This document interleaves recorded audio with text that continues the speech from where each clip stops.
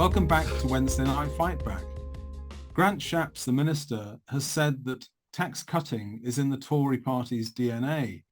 There must be a general election coming, Michael. One of the proposals for getting rid of tax is inheritance tax, and there's a campaign underway by the Telegraph newspaper to get rid of inheritance tax altogether. So I want to ask you, is this a good idea or a bad idea? It's an unbelievably bad idea. It's the sort of idea which is so bad that I can barely imagine how they can ever have even thought that this was a good idea to promote.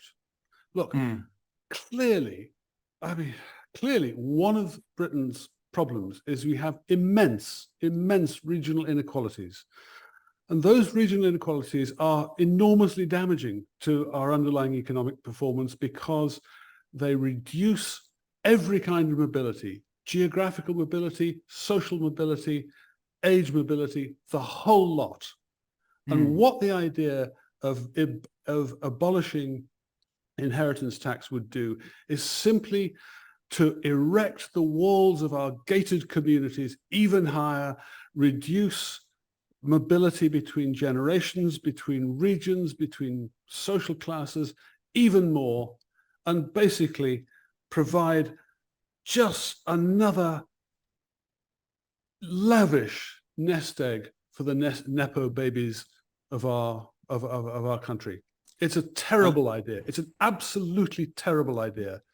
If you want to reduce tax, that's fine by me, but you don't do it by the one tax cut that you could do that would certainly entrench the inequalities we have in this country and make them even worse and pass them down to the next generation. It's absolutely dreadful.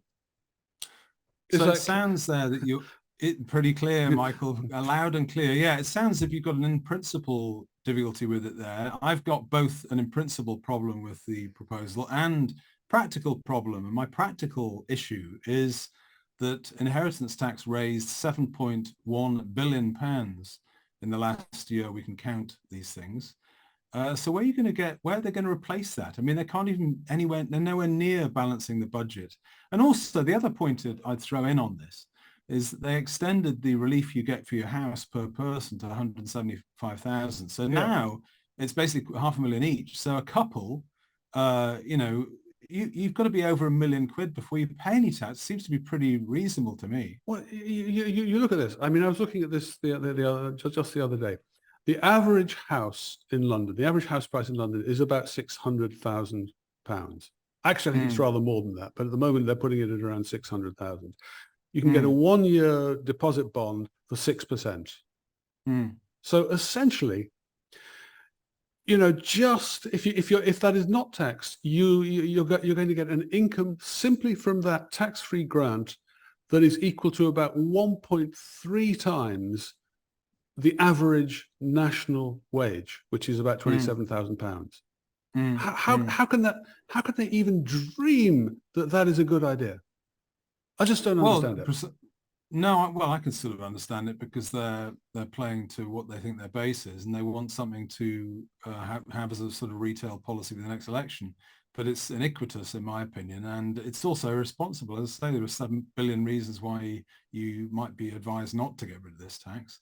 There is a north-south divide issue on this, isn't it? Because actually on house prices in the north, anything sort of north of the Wash, you'd have to have a pretty expensive house to come into this. Whereas people in the south will say, and they do say, that, house prices have gone up and a lot of people are coming into this tax that didn't previously come into it. Right, let me take that on. Let me take that on in particular in terms of London, because obviously it's the London where the concentration of £1 million houses are. And if we look at why and when those house prices went up, they went up essentially after the great financial crisis when interest rates were set to zero and banks essentially didn't want to do anything apart from lend to one property market, and that was London. And so, you had zero interest rates, huge transfer of wealth immediately to property owners in London. Now, that's bad enough. But when you look at why we got those zero interest rates in the first place, it was because the city crashed the world economy. So, these are, all wealth is to a certain extent either earned or unearned. I mean, you're either lucky or unlucky, and that's life. Well, we all understand that.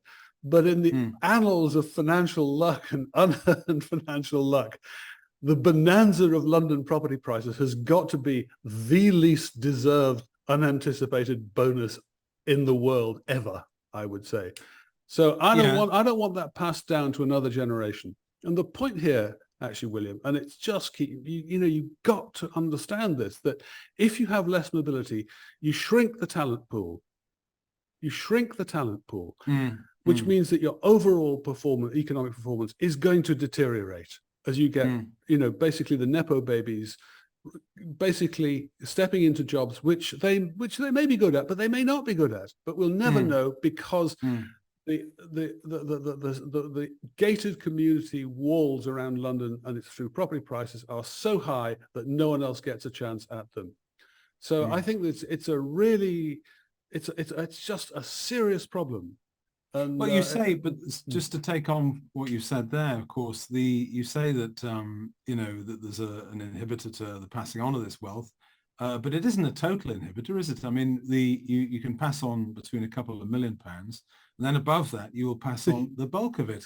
It's not as if the state's taking all of it. I mean, I don't think the state should take it all, but the point is I'd probably leave it well alone. And the other point is, finally, should deal with this a little bit.